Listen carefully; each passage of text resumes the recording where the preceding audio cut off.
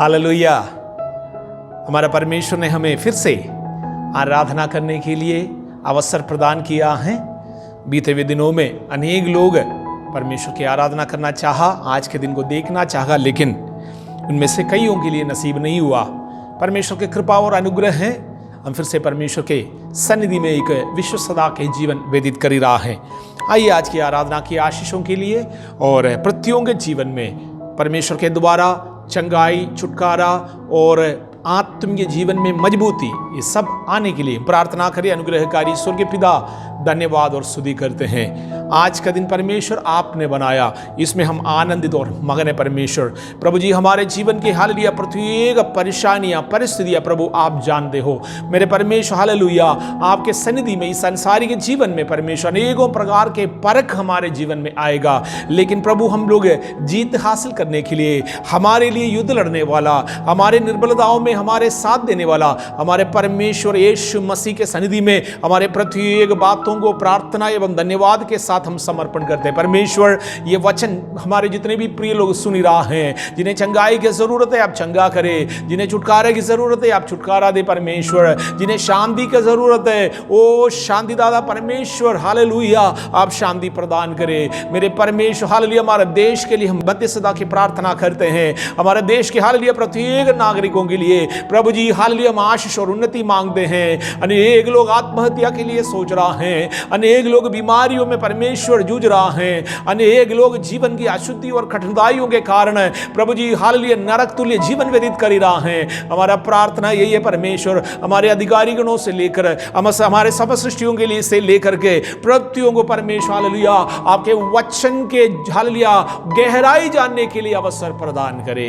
मेरे परमेश्वर, हमारे आदरणीय आमीन राष्ट्रपति के लिए प्रार्थना करते हैं, आदरणीय प्रधानमंत्री जी के लिए प्रभु जी हालेलुया, मंत्रिमंडलों के लिए प्रभु जी हालेलुया, प्रत्येक राज्यों के ओ मुख्यमंत्रियों के लिए हम प्रार्थना करते हैं। प्रभु जी उत्तम फैसला, उत्तम निर्णय, देश के हित में उत्तम फैसला करने के लिए हमारे अधिकारी गुणों को परमेश्वर विवेक और ज्ञान और बुद्धि और समझ प्रदान कर। परमेश्वर धन्यवाद हो, आज के वचन से आप हमसे बातचीत करेंगे। प्रभु जी आराधना आपको स्वीकार योग्य होने पाए, हमारे प्रत्येक कार्य हमारे जीवन में आत्मीय उन्नति प्रदान करने पाए। धन्यवाद हो प्रार्थना सुनने के लिए यीशु मसीह के नाम से आमीन। फिर से आप सबको स्वागत करता हूं आज की आराधना सभा में।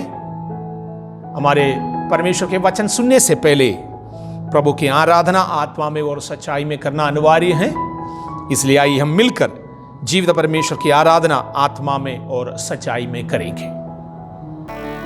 Hallelujah, praise the Lord. प्रभु का धन्यवाद हो। आज सुबह हम परमेश्वर की स्तुति आराधना के लिए परमेश्वर ने फिर से हमें एक और अवसर दिया। आइए हम जैसे 103 भजन सहित हमें पढ़ते हैं, हे मेरे मन परमेश्वर को धन्य कहें और जो कुछ मुझ में है उसके नाम को धन्य कहें।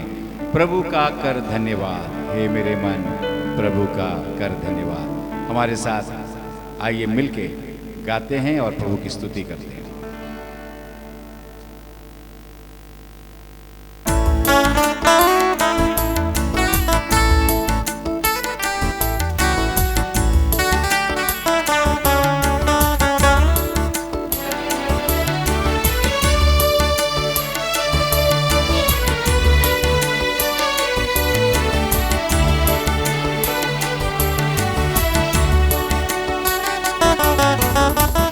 प्रभु का कर धन्यवाद मेरे मन, प्रभु का कर धन्यवाद, प्रभु का कर धन्यवाद मेरे मन, प्रभु का कर धन्यवाद। प्रभु के पावन नाम का कर धन्यवाद, प्रभु के पावन नाम का कर धन्यवाद, उसके उपकारों के लिए कर धन्यवाद, उसके उपकारों के लिए कर धन्यवाद। प्रभु का कर धन्यवाद है मेरे मन, प्रभु का कर धन्यवाद। प्रभु का कर धन्यवाद है मेरे मन, प्रभु का कर धन्यवाद। तेरे पापों को प्रभु ने क्षमा की, तेरे पापों को प्रभु ने क्षमा की, रोग तेरे दूर किए और दी चंगाई, रोग तेरे दूर किए और दी चंगाई। प्रभु का कर धन्यवाद है मेरे मन, प्रभु का कर धन्यवाद, प्रभु का कर धन्यवाद है मेरे मन, प्रभु का कर धन्यवाद।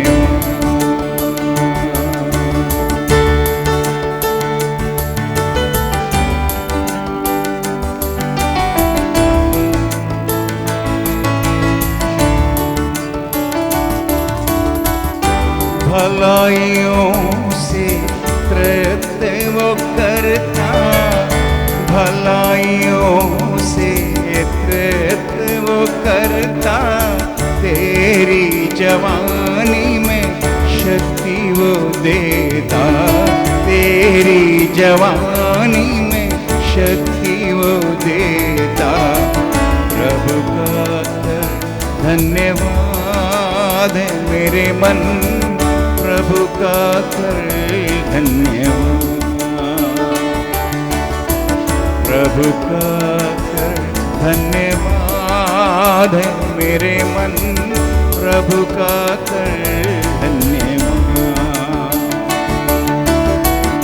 अपने संतानों पर करता है वो दया, अपने संतानों पर करता है वो दया, भक्तों को अपने प्रेम वो करता, भक्तों को अपने प्रेम वो करता।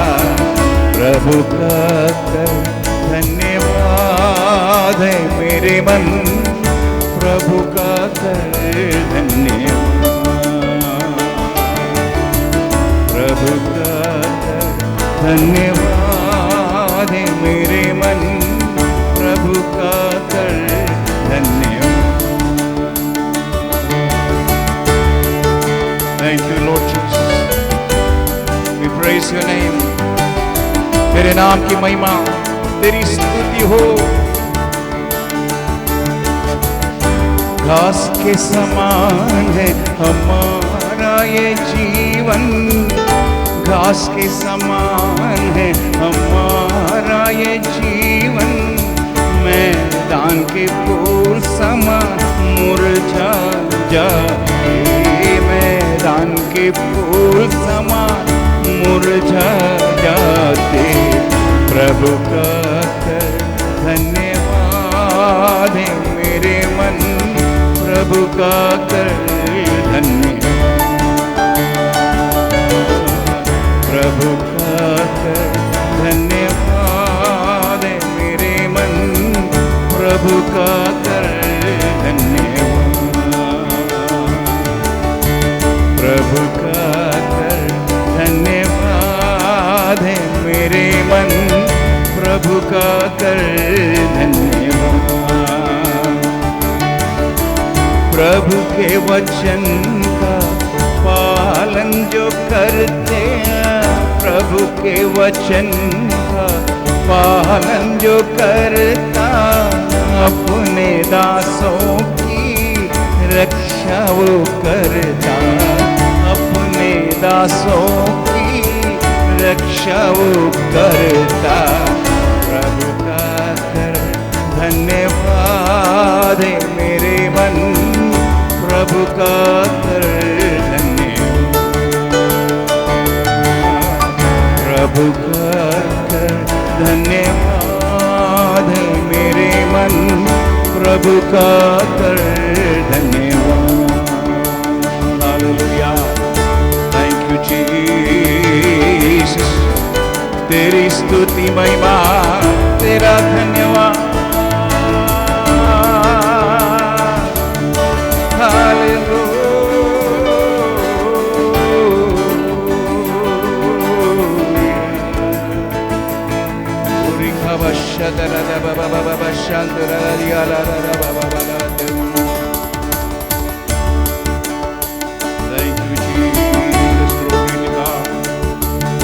Hallelujah, hallelujah, hallelujah. Thank you, Lord Jesus.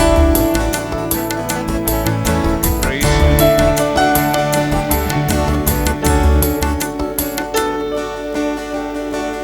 Thank you, Lord. देखो मैं जब तेरे खुशी से खिल जाएगा, तेरे बिन है जीवन बेजान, आंधी में तू शरण स्थान। देखूं मैं जब तेरे खुशी से खिल जाए जहां, तेरे बिन है जीवन बेजान, आंधी में तू शरण स्थान। मार दिखा मेरे खुदा, पाप से तू मुझको जिला, साथ चल दिल भटक रहा, किस और मैं जाऊं पिता, मेरा दिल तू जान, मैं हूँ नादान, सिर्फ तू है मेरी आशा, मेरा दिल तू जान, मैं हूँ नादान, सिर्फ तू है मेरी आशा, सिर्फ तू है मेरी आशा। Oh, hallelujah. Thank you, Lord Jesus.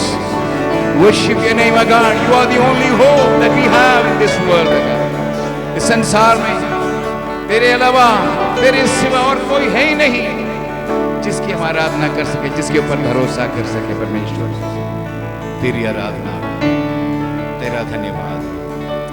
Hallelujah, thank you Jesus, glory to God. ये समय है परमेश्वर की सेवा में दान और दशमांश देने का। एक और गीत हम लोग गाएंगे इस समय पर, जैसे हम लोग करते आया हैं। एक लिफाफे में आप अपना दान डालकर अपने हाथों में रखिए। इस गीत के आखिरी में हम लोग मिलकर आशीष का प्रार्थना करेंगे। बिल्कुल कोई जबरदस्ती नहीं है और ना दुखी होकर कोई परमेश्वर के सेवा में दान दे। प्रभु की वचन में लिखा है, जो हर्ष से देता है परमेश्वर से प्रेम करता है। यदि आप आशीष चाहता हैं, इसी रीति से करें, दुखी होकर, या आपका काम, आपका हाथ अभी मजबूत नहीं है, आपका हाथ सक्षम नहीं है कुछ करने के लिए, आप चिंता ना करें। प्रार्थना करेंगे आपके लिए। आने वाले दिनों में परमेश्वर आपके प्रति एक तंगी मुसीबत दूर करेगा। आइए हम लोग एक गीत गाकर परमेश्वर की सन्निधि में भेंट चढ़ाएं।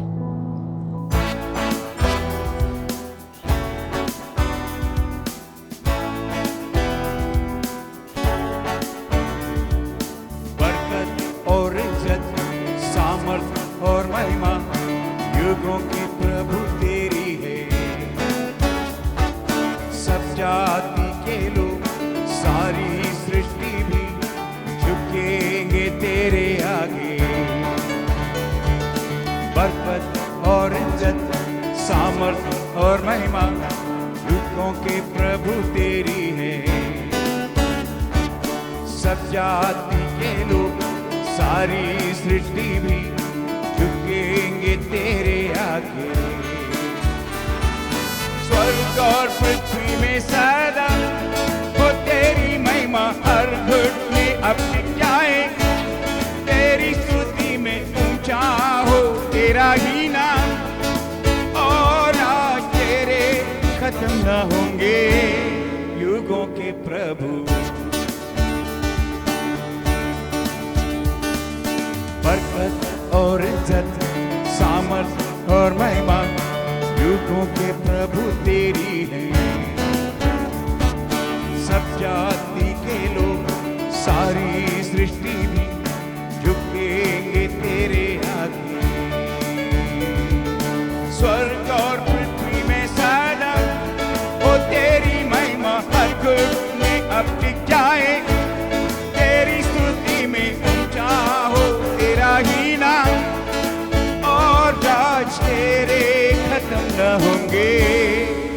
युगों के प्रभु।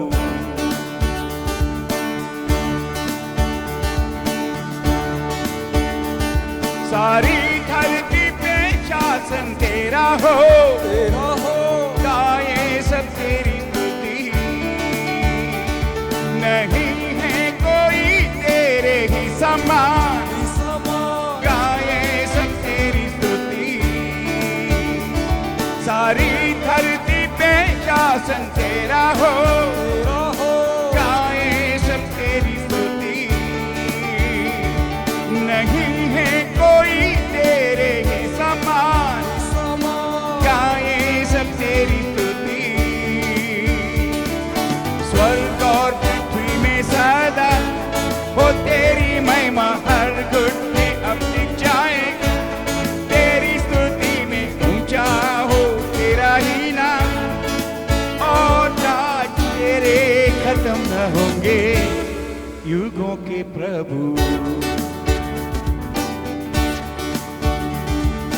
बरकत और इज्जत, सामर्थ और महिमा युगों के प्रभु तेरी है।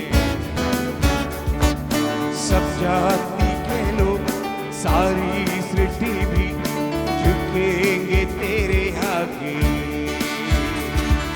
स्वर्ग और पृथ्वी में सदा हो तेरी महिमा, हर घुटने अब दिख जाए तेरी स्तुति में। ऊंचा हो तेरा ही नाम, और ताज तेरे खत्म न होंगे युगों के प्रभु।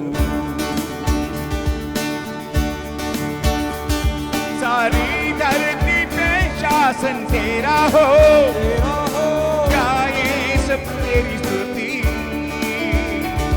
नहीं है कोई तेरे ही समान, गाए सब तेरी स्तुति।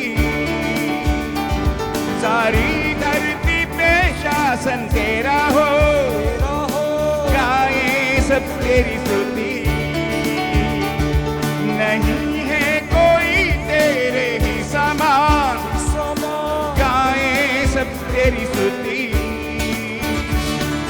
स्वर्ग और पृथ्वी में सदा के तेरी महिमा, हर घुटने अब दिख जाए तेरी स्तुति में। ऊंचा हो तेरा ही नाम, और ताज तेरे खत्म न होंगे युगों के प्रभु। युगों के प्रभु, युगों के प्रभु।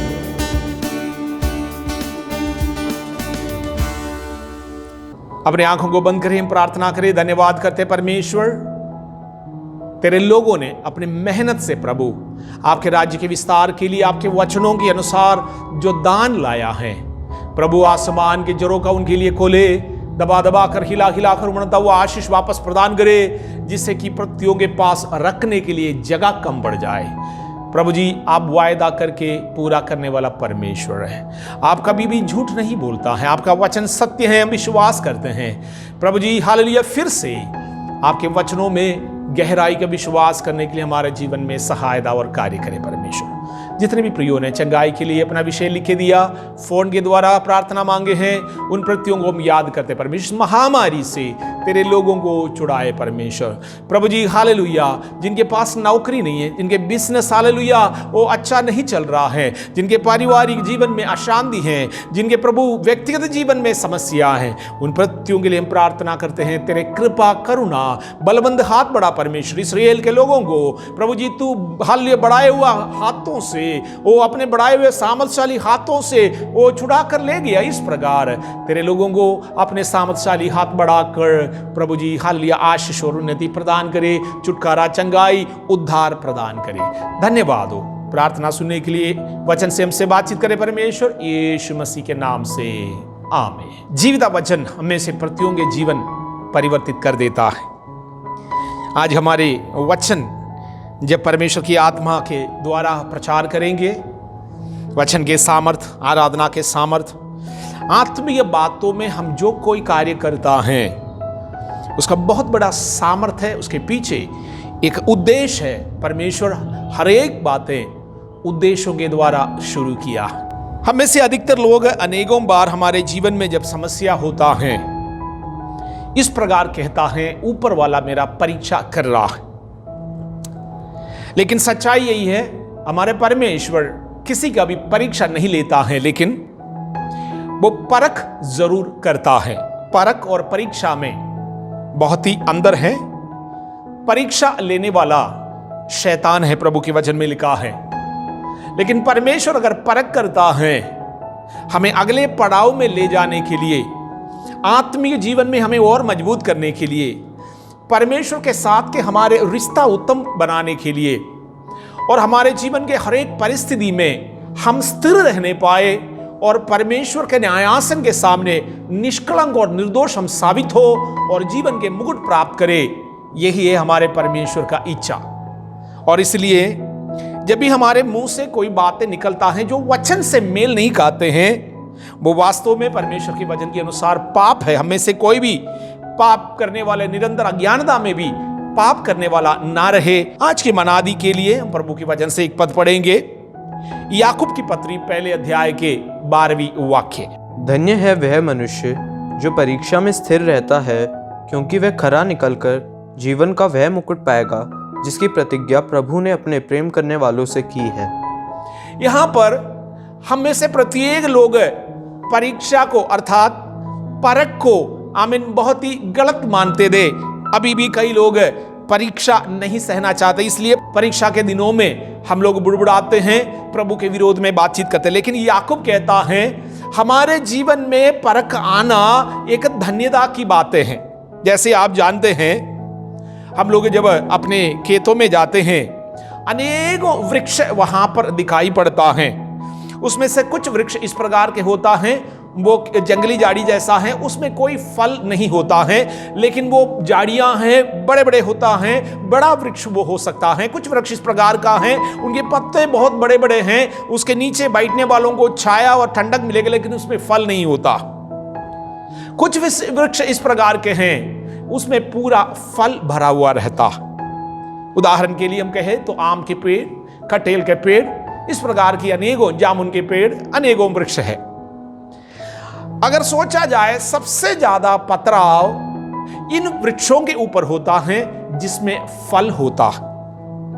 अगर वो वृक्ष गुस्सा करते हैं और अगली साल से, जिस साल पहली साल वो फलवंत हुआ, फल देने लगा, उसके बाद जब उस पर पत्थर पड़ा, बच्चे सब पत्थर फेंका उसके ऊपर और गुस्सा खाकर जीवन भर वो फल नहीं देता है, हमें मालूम है उस वृक्ष को काटकर आग में डाल दिया जाता। और वृक्ष इन सब सताओं के, इन सब समस्याओं के बावजूद भी अपने ऋतु में अर्थात उत्तम समय पर फल देते हैं। इस प्रकार हम परमेश्वर के वचन से और एक आमीन प्रकृति के बातों से समझते हैं। तो उस वृक्ष के लिए, जिस वृक्ष में फल है, उसके लिए एक मान्यता की बात है, उस पर ज्यादा पत्थर पड़ रहा है। इस प्रकार याकूब कहता है, धन्य है वे मनुष्य जिसके जीवन में परीक्षा आता है, अर्थात परख आता है। एक धन्यता इसलिए वो उस परीक्षा में स्थिर रहेगा, और जब वो परखा जाएगा, स्थिर रहकर जीवन के मुकुट केवल वही व्यक्ति प्राप्त करेगा।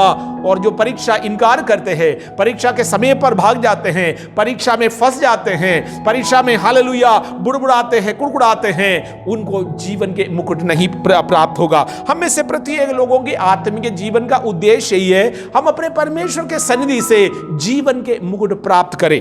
आज हम कुछ ऐसे लोगों के बारे में देखने जा रहा है जो परीक्षा के समय पर स्थिर रहा और परीक्षा में फेल हुआ है। परीक्षा में स्थिर रहे हुए लोगों के जीवन के उन्नति, जो लोगों के जीवन में क्या प्राप्त हुआ है, हम वचन के द्वारा जो समय हमारे सामने है, हम देखने की कोशिश करेंगे।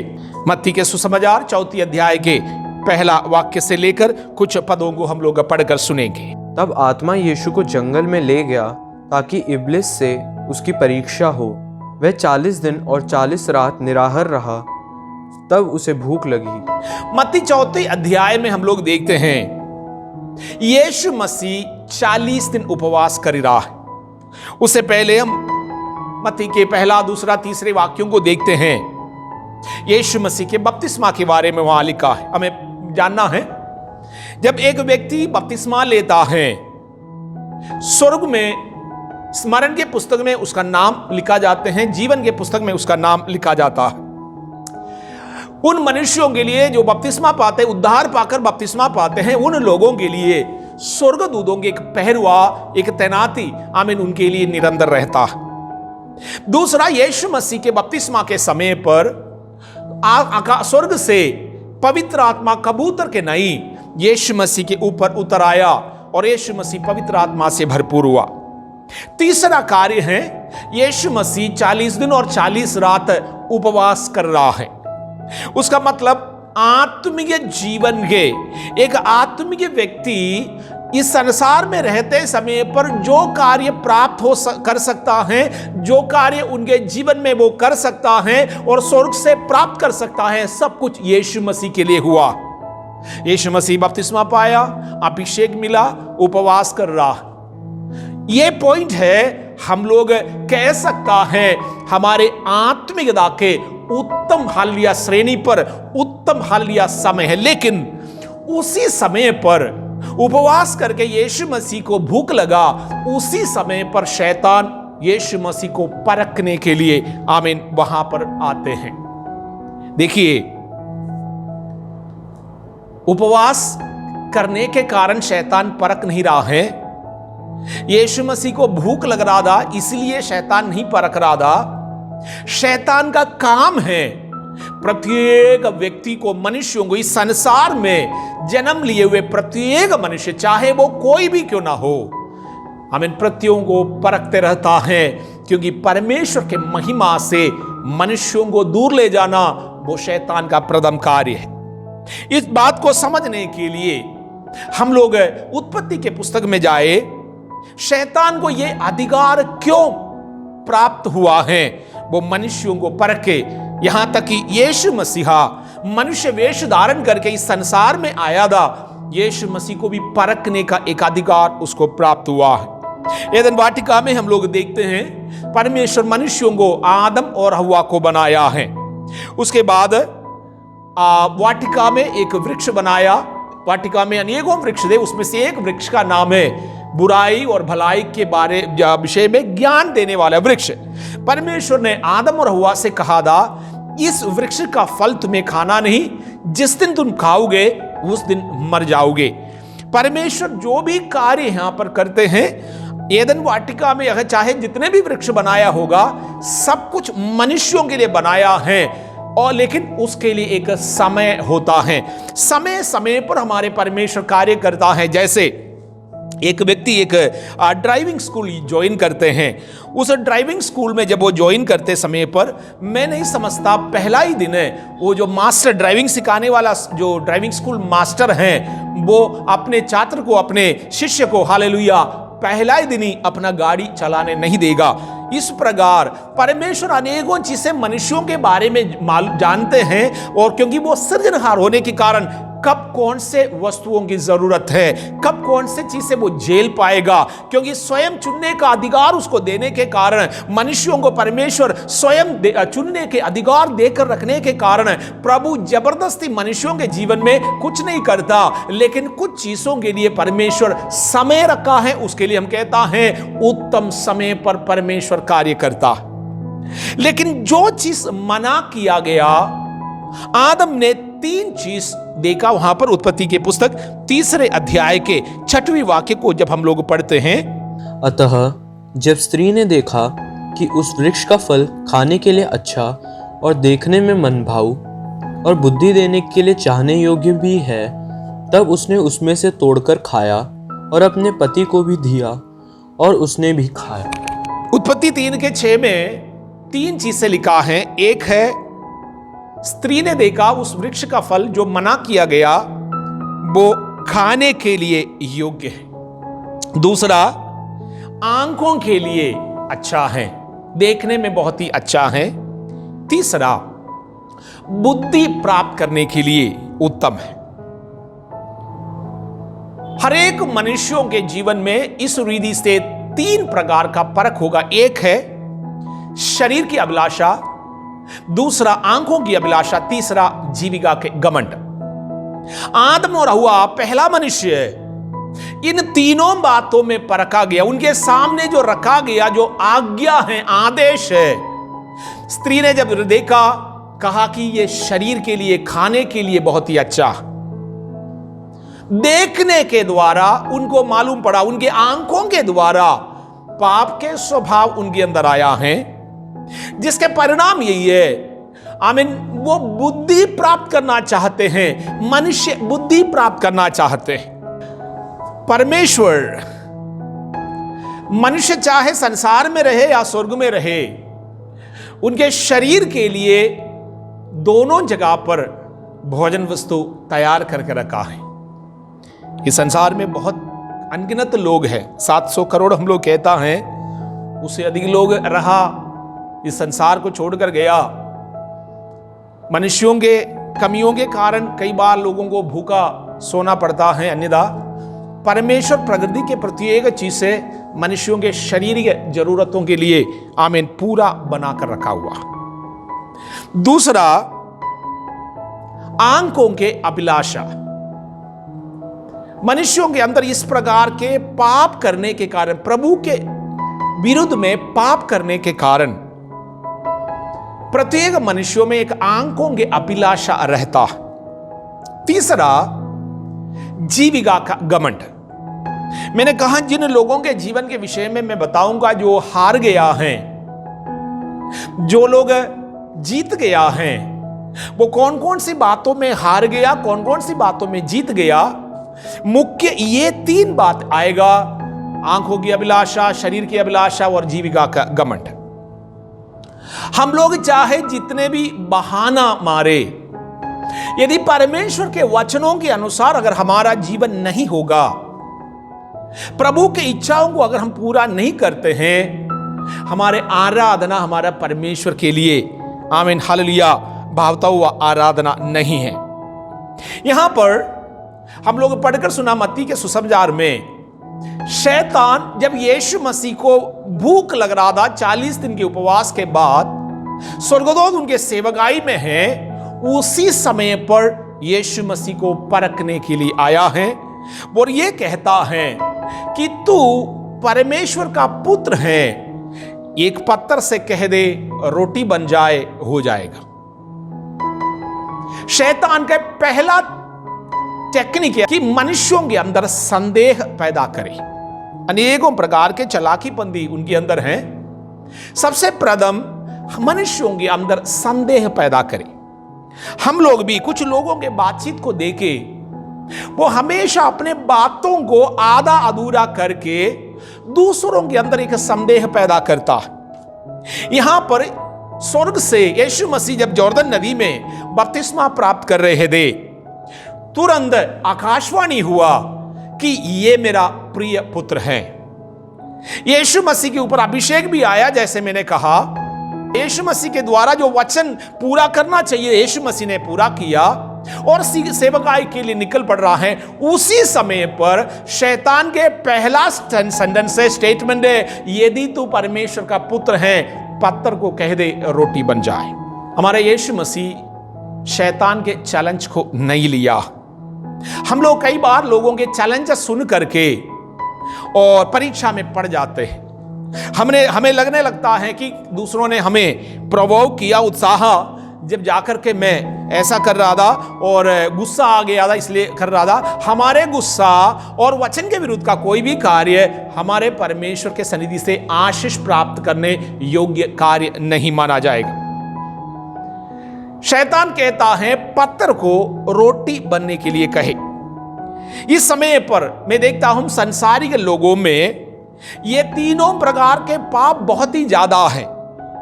प्रत्येक व्यक्ति आमीन आत्मीय भोजन परमेश्वर से जिस प्रकार प्राप्त करना चाहिए उसके लिए नहीं, वो एक मैजिक चाहता है। जैसे शैतान कहता है पत्थर से रोटी बन जाए। यीशु मसीह अगर चाहे होते वो कर सकता था। यीशु मसीह मुर्दों को जीवन देने वाला, यीशु मसीह पानी के ऊपर चलने वाला और प्रकृति के प्रत्येक चीजों के ऊपर अधिकार रखने वाला, स्वर्ग और पृथ्वी के हालेलुया अधिकारी, मृत्यु से जी उठा हुआ मसीहा, वो कहेंगे तो एक पत्थर क्षण भर में रोटी बन सकता है, लेकिन जब शैतान आपसे कोई बात कहता है उस समय पर आमीन आपको वचन के तलवार इस्तेमाल करने की जरूरत है। इस समय पर मैंने कहा जहां कई मैजिक करते हैं, लोगों के भविष्य बताते हैं, चाहे वो झूठ मूठ भी कहे, जहां कई इस प्रकार के भविष्य के बारे में मैजिक होता है, लोग ये चाहते हैं कि तुरंत उनके लिए कुछ हो। आत्मा के तलवार लेना पसंद नहीं करता है, आत्मा की तलवार के साथ हमारे आत्मीय लड़ाई को जीतना नहीं चाहते हैं। शैतान क्यों हमारे पास आते हैं? वो घात करने, नष्ट करने और आपको बर्बाद करने आता है, जीवन देने नहीं आता है। परमेश्वर के विरुद्ध में आपको पाप में फंसाने के लिए आता है। इसलिए संसार के लोगों की ओर ताके मेरे प्रियो, इस समय पर हम मैजिक के पीछे चलकर परमेश्वर के जीवन के वचन अर्थात आत्मा के तलवार हालेलुया लेना छोड़ दिया है। अनेक लोग अपने बुद्धि और युक्ति के अनुसार इस प्रकार के कार्यों को कर रहा है, लेकिन यीशु मसीह वहां पर कहता है वचन से बात करता, अपने बुद्धि वैभव से बात नहीं करते हैं। हम लोग भी जब हमारे जीवन के जब कोई समस्या आता है, इस बात को समझे वचन में सामर्थ है। वचन शैतान के सामर्थ को काटते हैं, क्योंकि वो हमारे आत्मा का तलवार है। आत्मा का तलवार चलाना हमें आना चाहिए। यीशु मसीह व्यवस्था विवरण के पुस्तक 8वीं अध्याय से इस प्रकार कहा, मनुष्य केवल रोटी से नहीं परमेश्वर के मुंह से निकलने वाले वचनों से भी जीवित रहता है। इसका मतलब हम लोग रोटी ना कहे, शारीरिक भोजन ना दे। यीशु मसीह का कहने के मतलब हमें शारीरिक भोजन का भी जरूरत है, उससे बढ़कर परमेश्वर के मुंह से निकले हुए प्रत्येक वचनों का भी जरूरत है, क्योंकि वचन आपके आत्मीय भोजन है, आत्मा के लिए भोजन है। शारीरिक भोजन शरीर के लिए है, ये शरीर मिट्टी में मिल जाएगा। आमीन। इसलिए नाश होने वाले शारीरिक भोजन के लिए नहीं, आनंदकाल के स्वर्ग में हमें ले जाने वाले आत्मीय भोजन के लिए हम में से प्रत्येक लोग प्रयत्न करें। दूसरा शैतान के परख है ये, वो कहता है इस प्रकार, 5वीं पद को पढ़ेंगे हम लोग। तब इब्लिस उसे पवित्र नगर में ले गया और मंदिर के कंगूरे पर खड़ा किया। दूसरा शैतान अर्थात इब्लिस यीशु मसीह को पवित्र नगरी में ले गया, मंदिर के ऊपर जगह पर खड़ा करके कहा, यदि तू परमेश्वर का पुत्र है। जैसे हमने सुना, पिता परमेश्वर ने इस बात को मान लिया सबके सामने आकाशवाणी के द्वारा, यीशु मसीह परमेश्वर का इकलौता पुत्र है। उसके बाद भी बार बार वो इस बात को दोहराते हैं, यदि तू परमेश्वर के पुत्र हैं, यहां से नीचे डाल दो अपने आप को। और साथ साथ वचन का भी इस्तेमाल करते हैं। भजन संगीता 91:11 से लेकर 13वीं पद तक अगर हम लोग पढ़ते हैं, जिस प्रकार शैतान कहाँ है उसके अनुसार नहीं, थोड़ा सा तोड़ मरोड़ करके यीशु मसीह से वचन से बातचीत कर रहा। अनेकों बार इस प्रकार वचन आपके पास आता है। कई बार लोग भविष्यवाणी के रूप में, कई जगह आप प्रचार भी इस प्रकार सुनते होंगे कि प्रभु के वचन में जो चीज लिखा है वो नहीं, मनुष्य अपने युक्ति और बुद्धि के अनुसार, कान के कुंडली के अनुसार वचन के प्रचार करते हैं। यीशु मसीह उधर भी वचन से बातें करता है, लेकिन वहां पर एक आत्मीय अर्थ है।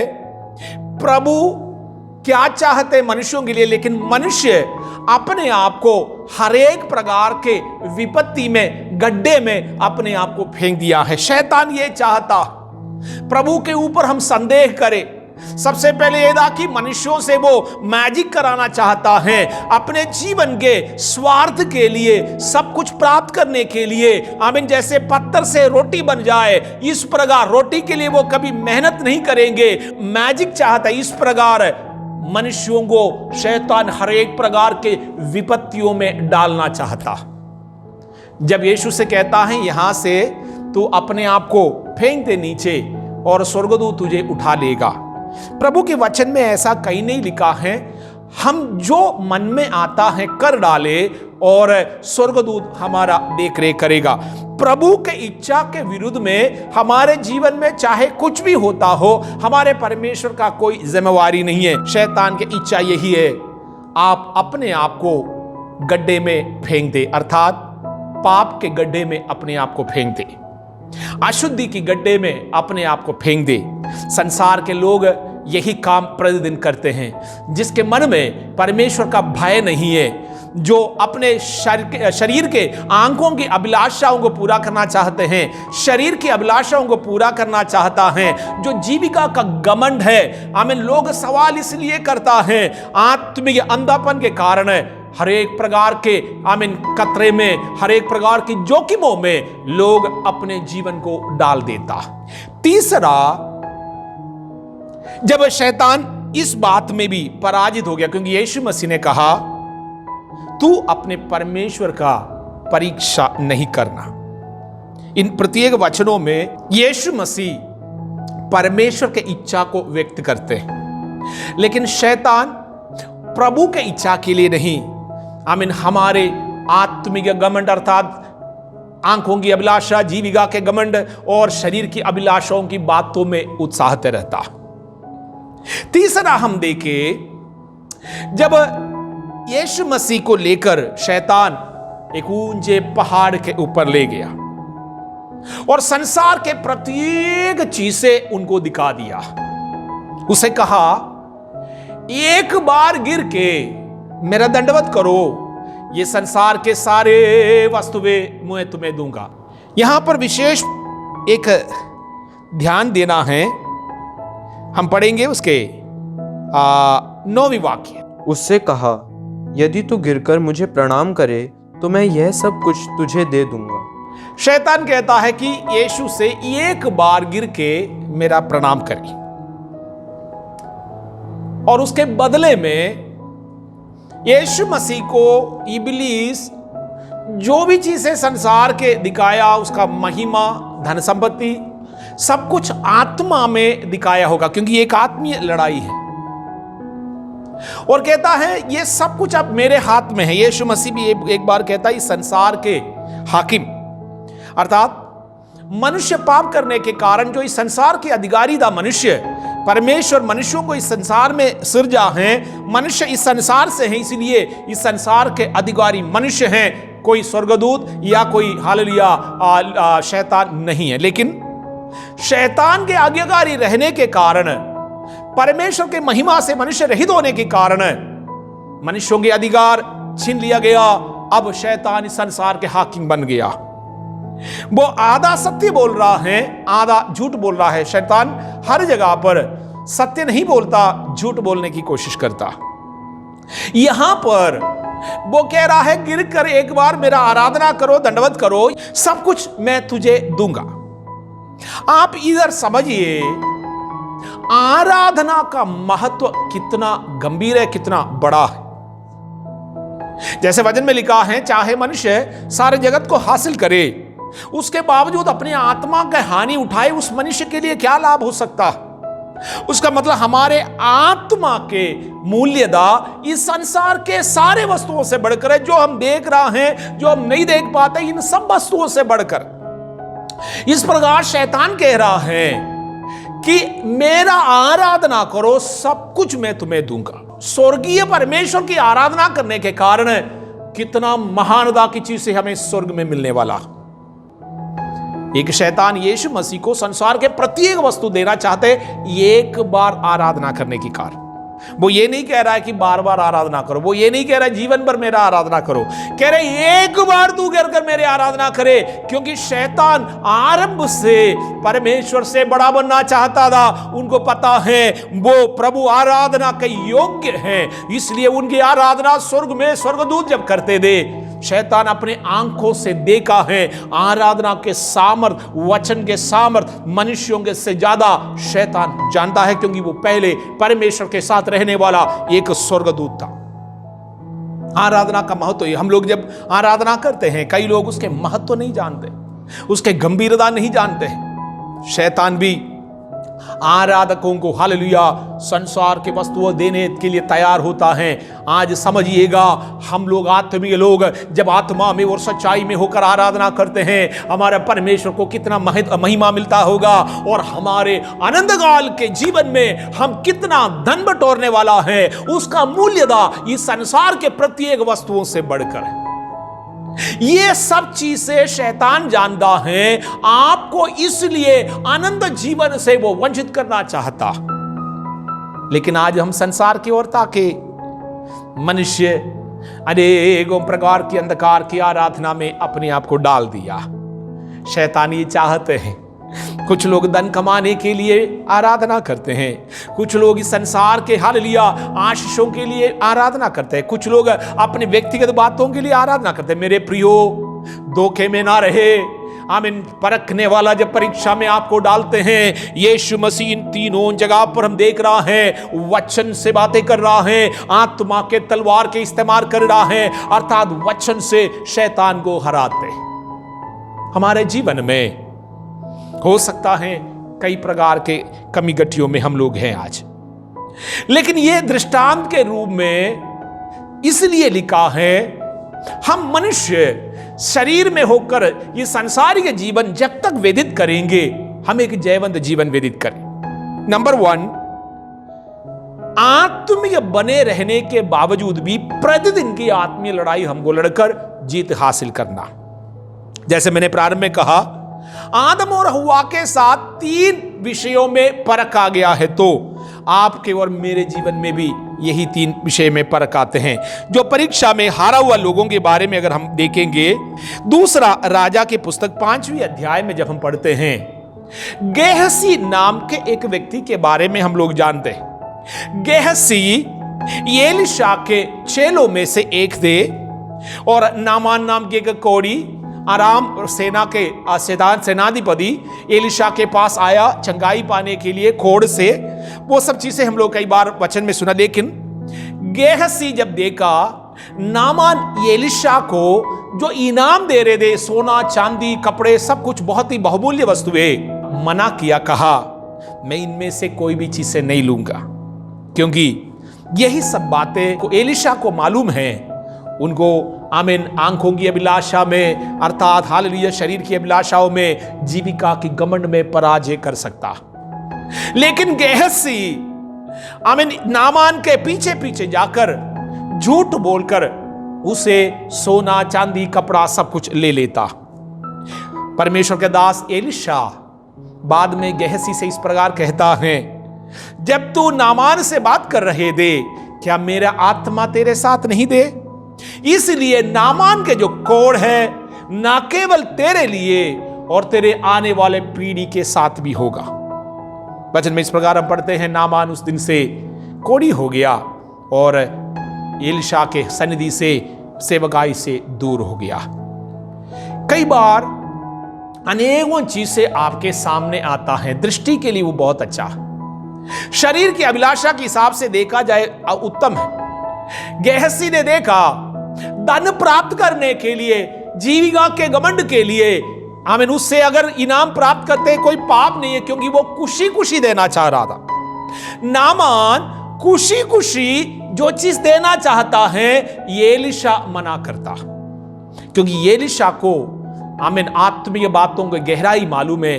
गेहसी को आत्मीय बातों की गहराई नहीं, गेहसी को आमीन हालेलुया इस संसार के आशीषों के बारे में मालूम है। जब कोई चीज मना करता है, अगर परमेश्वर के वचन मना करता है, प्रभु के दास मना करते, एलीशा अगर मना करता है, उसका कारण है, कई बार कारण नहीं जानने के कारण हम इस प्रकार के विपत्तियों में पड़ जाते हैं। गेहसी कोढ़ी बन गया जीवन भर के लिए, एक पराजित मनुष्य। एलीशा के साथ साथ चलकर गेहसी अनेकों बार बड़े बड़े चिन्ह और चमत्कार देखा हुआ व्यक्ति है। एलीशा के द्वारा जो आश्चर्यक्रम हुआ है, वो ऐसा आश्चर्यक्रम बाइबल में बहुत ही कम लोगों के बारे में लिखा है। एलीशा के जैसा आश्चर्यक्रम करा। रोज आश्चर्यक्रम देखने के बावजूद, रोज प्रभु के वचन सुनने के बावजूद, आमीन गेहसी अपने जीविका के घमंड में अर्थात धन कमाने की बातों में, शरीर की अभिलाषाओं में, आंखों की अभिलाषाओं में डाल दिया। इसलिए मैंने कहा शैतान का परख है, तुम यहां से अपने आप को उस गड्ढे में डाल दो। दूसरा एक व्यक्ति है जिसका नाम है सिमसोन। जन्म से अपने मां के पेट से अभिषेक के साथ आया हुआ सिमसोन, लेकिन जैसे वो नौजवान बना, उनके द्वारा अनेकों कार्य हमारे परमेश्वर ने करा। उनके जवानी की अवस्था पर सिमसोन अपने शरीर की अभिलाषों में फंसकर, इस प्रकार हम प्रभु के वचन में पढ़ता है, उनके शत्रु लोग आकर उसको घेरा, उनके अंगों को फोड़ दिया और अन्य जाति के हालेलुया ईश्वर के सामने नाचने के लिए उसको खड़ा किया। यह बात सत्य है, वो जीवन काल में जितने लोगों को मार डाला, उससे अधिक लोगों को उनके मृत्यु के साथ साथ वो मार डाला। जिस हालेलुया इमारत के अंदर उसको बंधक बनाकर रखा हुआ था, लोग उससे नचवा रहे थे, वो इमारत को हालेलुया एक साथ गिराया, सब लोग उसी के अंदर मर गया, सिमसोन भी मर गया। क्या लाभ है? ये हमारे परमेश्वर की महिमा का काम हुआ। हम लोग जब शरीर की मलिनता में अपने जीवन को डालते हैं, पाप की बातों में अपने जीवन को डालते हैं, क्या ये बात हमारे परमेश्वर को भावता है? हम लोगों को आज परखना है कौन से पाप में हालेलुया शैतान हमको गिरा सकता। हो सकता है आप अभिषेक से भरा हुआ एक व्यक्ति है, हो सकता है जन्म से आप प्रभु के विधियों पर चले हैं, लेकिन आज के दिन परखिएगा क्या हम सिमसोन के जैसे हैं? परीक्षा में पराजित दूसरा व्यक्ति आमीन हालेलुया शरीर की अभिलाषा में पड़ गया। तीसरा एक व्यक्ति है, एक परिवार है, अनन्या और सफीरा।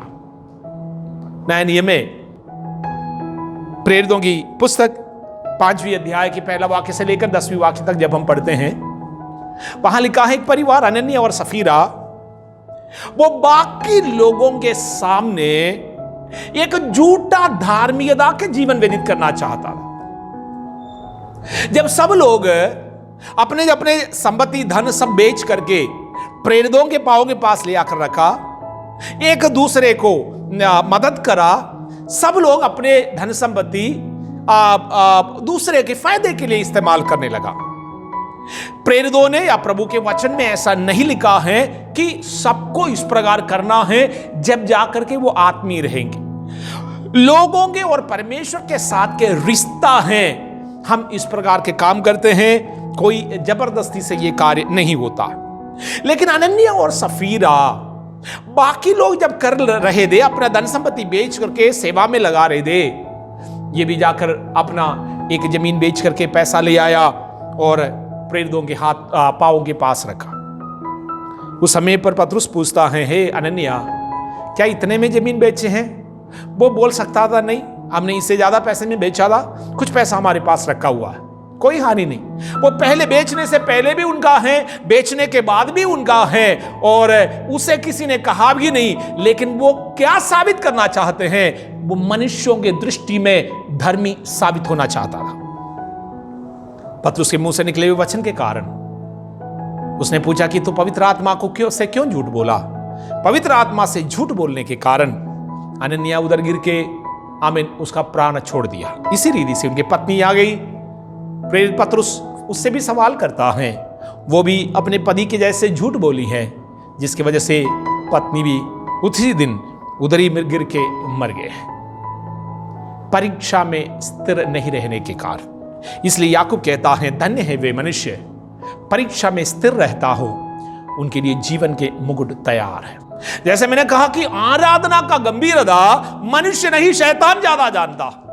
पाप के गंभीरता आमीन शैतान जानता था, इसलिए वो पहला मनुष्य से पाप कराया है, जिसके नतीजा सारे संसार के लोगों में आ गया है। तो आपकी आराधना, आपके प्रार्थना, आपके धार्मिकता के कारण आने वाले पीढ़ियों पर भी आशीष जाएगा। नहीं तो ये एलीशा जैसे गेहसी से कहा, कोड़ केवल तेरे जीवन में नहीं, तेरे संतानों पर भी रहेगा। और कुछ लोगों के बारे में मैं बताना चाहता हूं, परीक्षा के समय पर स्थिर रहा, उनके जीवन में कितने प्रकार के उन्नति आया। एक व्यक्ति है जिसका नाम है अय्यूब। अय्यूब के बारे में अनेकों बार हम लोग सुनते रहता हैं, उनके जैसे कष्ट और क्लेश सहा हुआ कोई और नहीं है। एक ही दिन 10-10 बच्चों के लाश एक साथ ले आकर के उनके घर के आंगनों में रखा गया। आप समझ सकते हैं, जब बॉर्डर में जब हमारे शत्रु राष्ट्रों के साथ लड़ाई होने पर अगर युद्ध होता है, कई हमारे जो सैनिक मारा जाता, उस समय पर ऐसा भी होता है एक ही गांव के कई जवान शहीद होता। मैं भी अनुभवी हूं। जब उनके पार्थिव शरीर अपने गांव में लेकर आते हैं, अपने स्थानीय जगह पर लेकर आते हैं, वहां के सारे लोग गांव के गांव, शहर के शहर जुड़ जाते हैं, मातम मनाते हैं, उनके लिए आंसू बहाते हैं, उनके लिए नारा लगाते हैं। उस समय पर वास्तव में देश प्रेम भी हम लोग वहां पर देख सकते हैं। एक जवान शहीद होने से लोगों के जीवन में इस प्रकार के गुस्सा, देश प्रेम, देशभक्ति, है सब कुछ, अनेकों फीलिंग्स वो वहां देखते हैं। अब सोचिए, एक पिता और माता के सामने 10 बच्चों के लाश ले आकर रखेंगे तो उनका क्या क्या फीलिंग्स होगा, उनके दिमाग में क्या चल रहा होगा।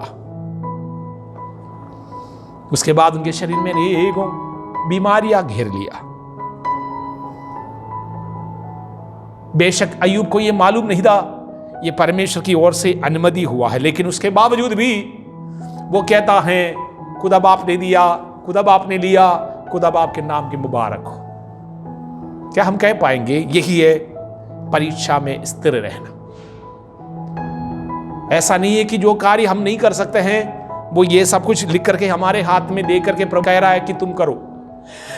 जो भी परीक्षा परख जो आज हमारे जीवन में आ रहा है, हमसे पहले यीशु मसीह ने उन प्रत्येक परीक्षाओं को जीता है हमारे परमेश्वर। इसलिए हमारे प्रत्येक परीक्षाओं में हमारा मदद करने वाला हमारा महायाजक है। अय्यूब परीक्षा में स्थिर रहा, जिसका नतीजा जो इनके पास था उन प्रत्येक चीजों में 2 गुना आशीष मिला।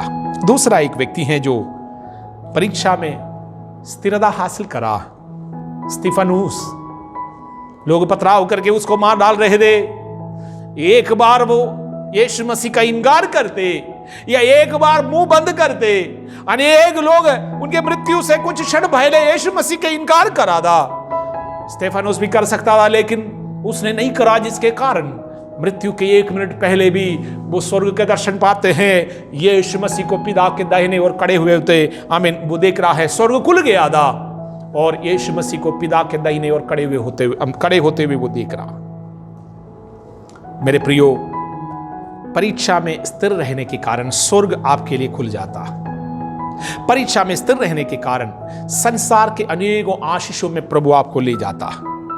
परीक्षा में स्थिर रहने के कारण आपके प्रत्येक नुकसान को परमेश्वर भर देता। ये सब मैं इस संसार के लिए बताता हूं, लेकिन उससे बढ़कर जैसे मैंने कहा, आराधना का महत्व शैतान हालेलुया जानता है। आराधना का महत्व इतना ज्यादा है, इस संसार की प्रत्येक वस्तुओं से बढ़कर है। तो परीक्षा में स्थिर रहने के कारण आपके जीवन में बहुत आयत के प्रतिफल मिलने वाला।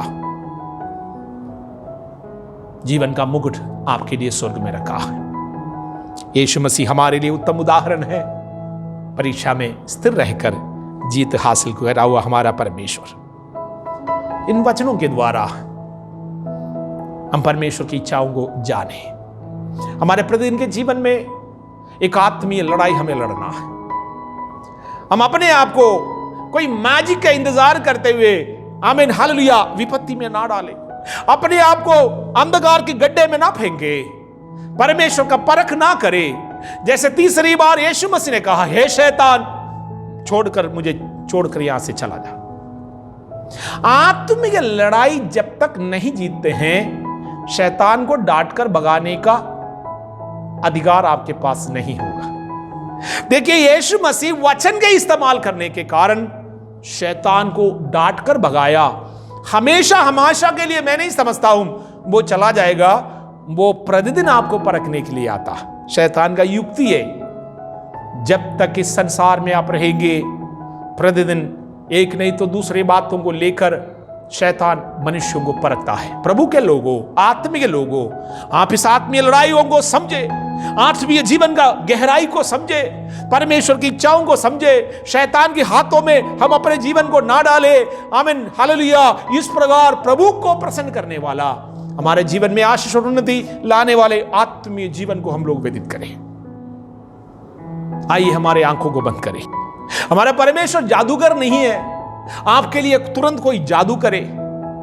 लोग हालेलुया परमेश्वर के जीवित वचन से जादू के ओर चला गया।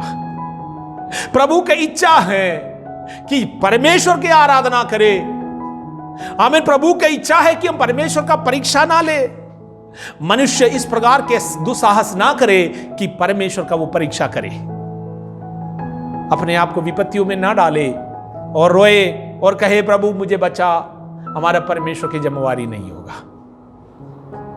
तीसरा, संसार की अभिलाषाओं के लिए हम हालेलुया अंधकार की आराधना करते हैं, धन की आराधना करते हैं, गलत लोगों की आराधना करते हैं, उनके हाँ में हाँ मिलाते हैं।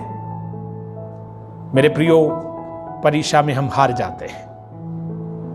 हम प्रार्थना करें, एक क्षण हम क्षमा मांगे प्रभु से।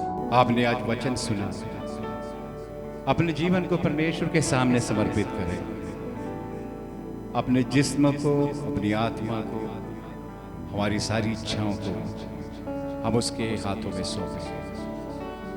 आइए इस गीत जैसे गाते हैं, उसकी बोल आपके जीवन का अपना ही विचार बनाएं और समर्पित करें परमेश्वर के सामने।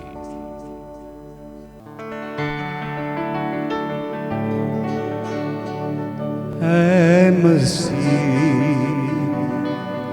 तुमसे अरमान करूं, अपने जिस्म को कुर्बान करूं।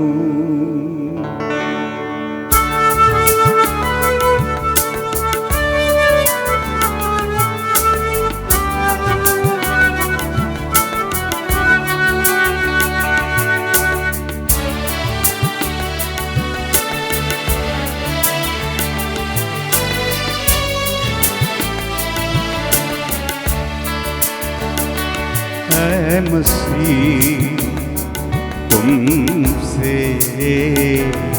अरमान करूं, ऐ मसीह तुमसे अरमान करूं, अपने जिस्म को कुर्बान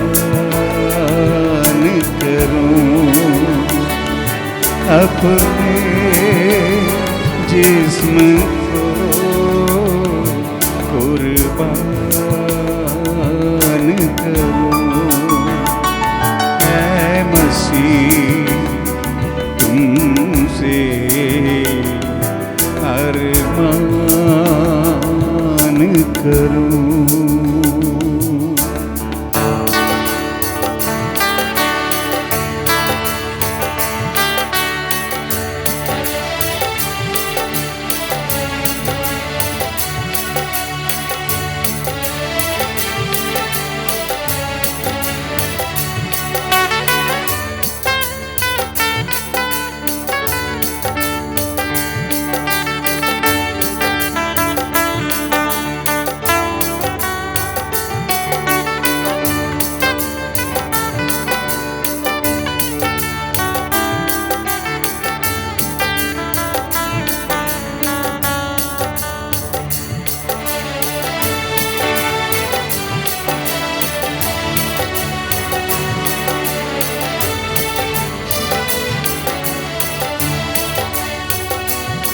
मेरा चलना बोलना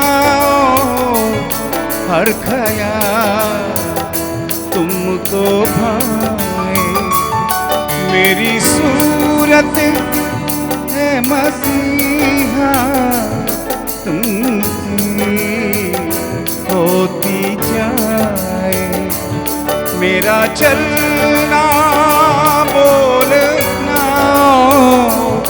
हर ख्याल तुमको भाए, मेरी सूरत है मसीहा तुमसे होती जाए, तुमसे होती जाए, ऐसी जिंदगी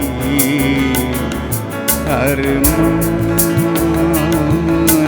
करूं, अपने जिस्म को कुर्बान करूं, अपने जिस्म को कुर्बान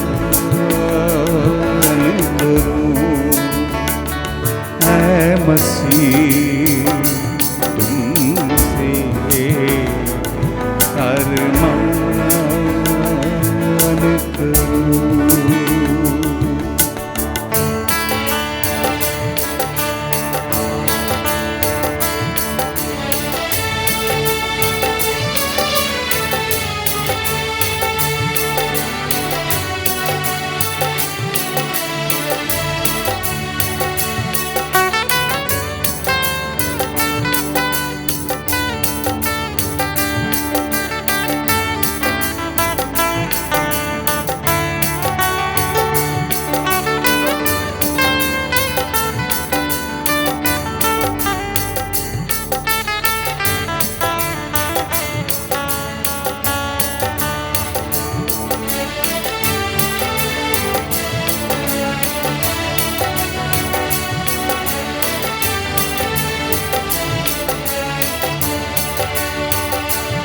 न बनूं मैं ज़माने सा, पर मन बदलता जाए, मसीह हर दिन जिए मुझ में, मेरा मैं मरता जाए, न बनूं मैं ज़माने सा, पर मन बदलता जाए, मसीह हर दिन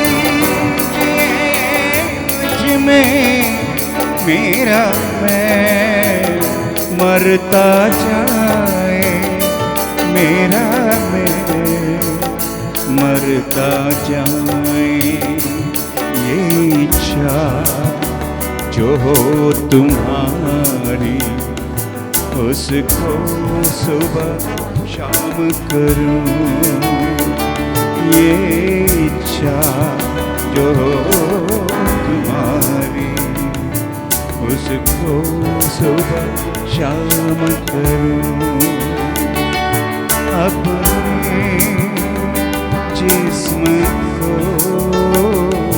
कुर्बान करूं, अपने जिस्म को कुर्बान करूं, ऐ मसीह तुमसे अरमान करूं, ऐ मसीह तुमसे अरमान करूं, अपने जिस्म को कुर्बान करूं, अपने जिस्म को कुर्बान करूं, ऐ मसीह तुमसे अरमान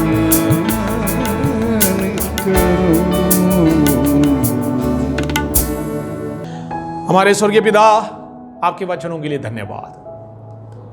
प्रभु जी, आत्मिक आमीन बातों के महत्व हम लोग समझने पाए गहराई से। आराधना प्रभु जी इस संसार के प्रत्येक वस्तुओं से बढ़कर है। प्रभु जी, आराधना इस संसार की प्रत्येक वस्तुओं से बढ़कर है, हम जान गया।